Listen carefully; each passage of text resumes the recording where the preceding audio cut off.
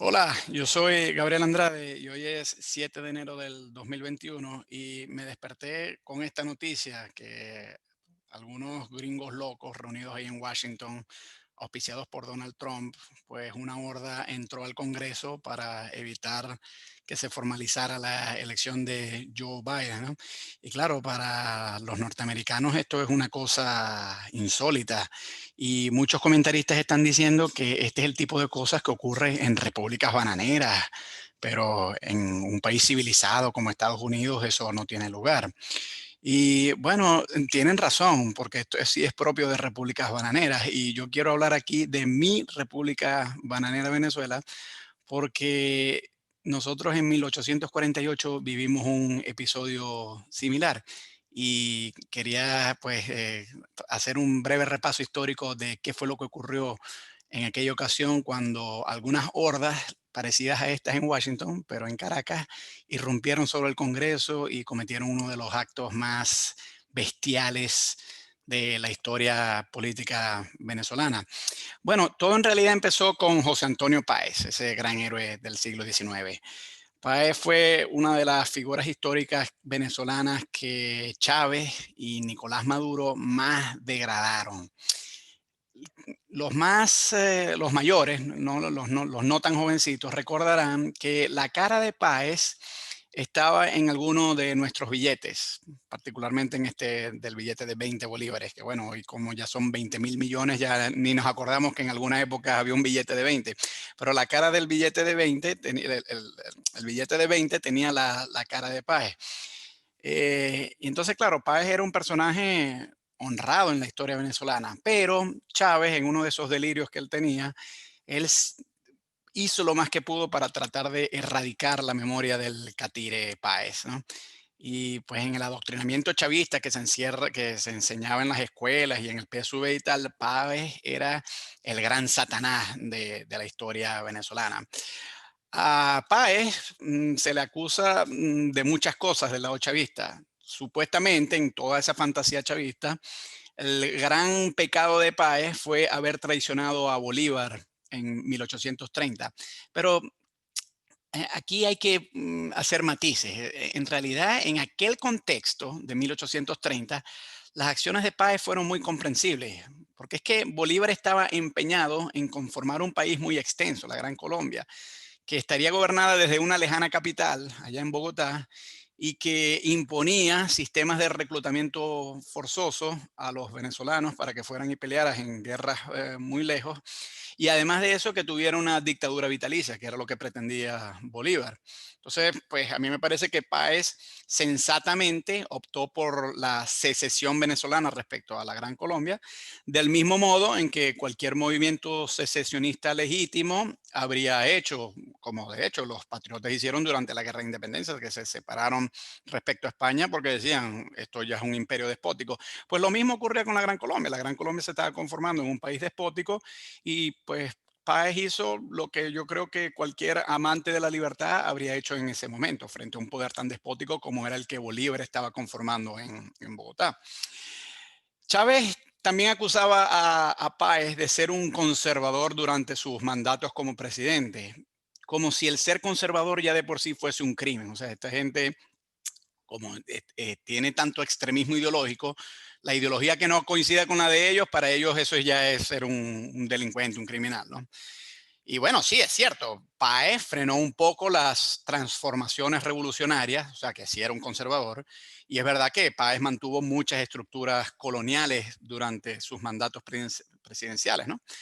Pero en un país que había estado devastado por la guerra y conociendo el estado caótico en que Venezuela se encontraba, pues a mí me parece que, que Páez hizo lo correcto para mantener un poco de orden y cordura en una época convulsa y plagada de tantas rencillas caudillistas, pues el conservadurismo de Páez fue lo ventajoso. Además, hay que decir que ese conservadurismo de Páez la mayor parte del tiempo estuvo apegado a la Constitución. Páez fue un gran defensor de continuar el hilo constitucional de la República, ¿no? Uno de los grandes enemigos de Páez fue un tipo infame en la historia venezolana. Su nombre era José Tadeo Monagas. Este tipo, un tipejo, este tipejo que resultó ser un nefasto caudillo, pues al principio él había empezado por formar parte del ala conservadora en la política venezolana, pero eventualmente rompió con los conservadores. Entonces, en 1835, el doctor José María Vargas, insigne médico, creo que fue rector de la primera facultad de medicina de la República de Venezuela, él era un conservador, era del mismo partido que Páez. Y en 1835 él fue electo como presidente.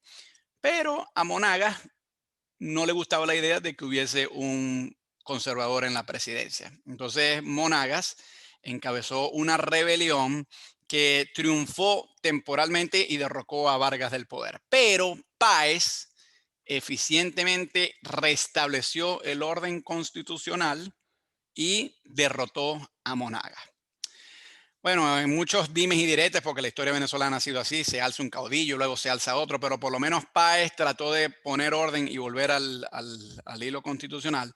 Pero la cosa es que Monagas, años después, logró volver al poder y entonces fue electo presidente en 1847. No obstante, el Congreso, que era de mayoría conservadora durante esta elección en la que Monagas fue electo, el Congreso de mayoría conservadora no apoyaba a Monagas, que más bien representaba a la liberal. Y claro, Monagas, siendo el caudillo nefasto que era, pues él no estaba dispuesto a gobernar con los límites que le imponía el poder legislativo.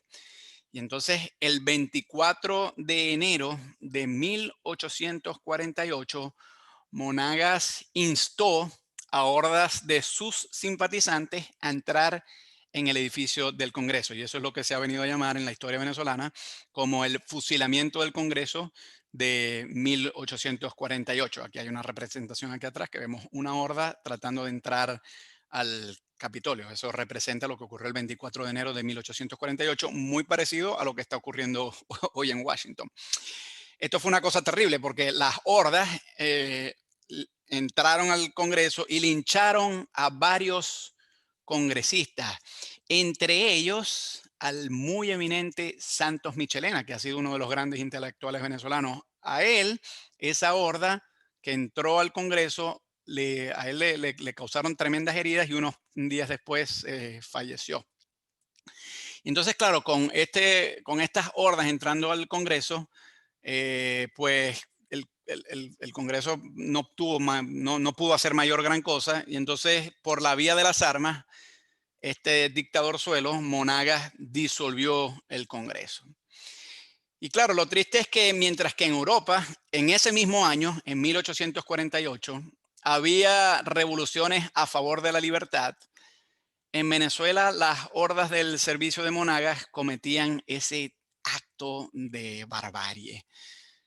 Ante tal gorilismo, porque esto es lo que era un gorila, Monagas, ante tal gorilismo, pues Páez nuevamente promovió una rebelión para hacer frente a la movida dictatorial de Monagas, pero en esta ocasión la rebelión de Páez no tuvo éxito y Páez eventualmente fue capturado en una localidad que se llama Macapo Abajo y bueno, fue enviado al exilio, pero luego Páez volvió.